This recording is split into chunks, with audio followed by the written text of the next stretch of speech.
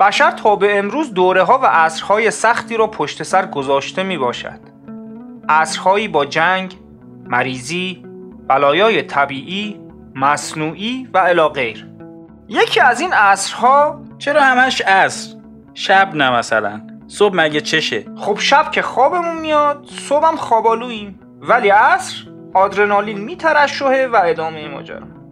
چی داشتم میگفت؟ آها، یکی از این عصرها قرون وسطی است. من تا الان فکر می‌کردم قرون وسطاست. نه عزیز من، در قرون وسطی انسان شاهد اتفاقات عجیب و غریب زیادی بود که ما امروز به سراغ یکی از پریشترین افسانه‌های آن دوران می‌رویم.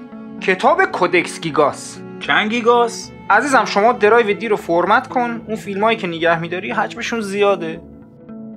در قرن 13 میلادی این کتاب توسط کشیک بند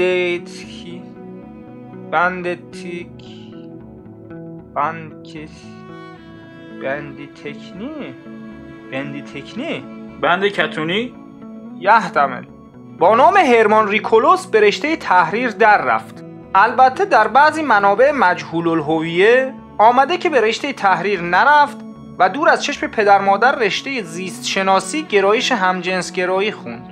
هرمان در شهر کرودیم که امروزه در بخش غربی جمهوری چک واقع می باشد زندگی می کرد که البته چون در آن دوران جمهوری چک وجود نداشت و همه نقدی کار می کردند، حساب کن دیگه 8 نفر 5-6 تا خانواده 60 نفر نزدیک 35 نفر دارن نون میخورن این بازار. آنطور که افسانه ها میگویند هرمان ریکولوس عضو یک کلیسا می بوده است و زمانی که وی یکی از قوانین کلیسا را زیر پا گذاشت، پاشو بلند کرد دید قانون رو زمین له شده.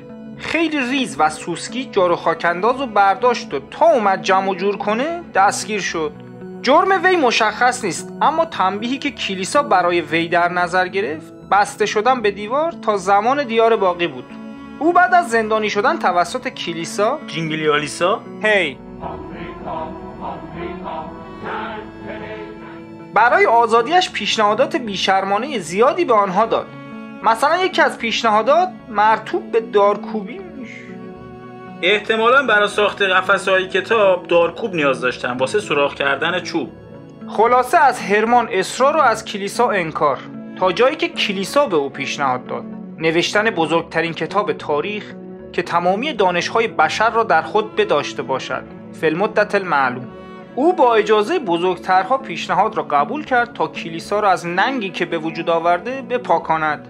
ریکولوس نوشتن کتاب خودش را آغاز کرد که در آن آموزه‌های تورات، انجیل و دیگر کتاب‌های گاج قلمچی و بقیه را گرد هم آورد و آنها را به صورت محاوره‌ای و مصور و با استفاده از تذهیب و طلاکاری نوشت. بعضی ها بر این باورند هرمان می‌دانست که به هیچ وجه من الوجوه در زمان کافی نمی‌تواند کتاب را تکمیل کند. به همین خاطر از شیطان خواست تا در ازای روحش به او قدرتی ماوراءالطبیعه بدهد تا کتابش را بتکمیلاند. شیطان هم قبول کرد، اما بعد از گرفتن روح دید دست دوم پیچگوشتی خورده، جلوبندی داغون، دارکوبم که اونجوری بر فراز تپه‌ای رفت و فریاد زد هرمان تو روحت. همانطور که میبینی در یکی از صفحات این کتاب شیطان تصویری از خود کشیده است. به همین خاطر این کتاب به انجیل شیطان نیز معروف است.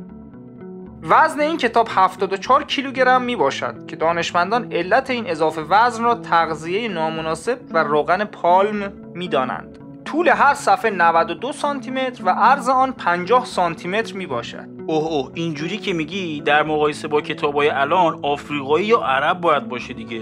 آره. کودکس گیگاس در حال حاضر در کتابخانه ملی سوئد در استکهلم نگهداری می شود. خب دوستان، تا شما ساب رو می کرایید و زنگول رو می گلونید بسم الله الرحمن الرحیم. خدا نگهدار شما.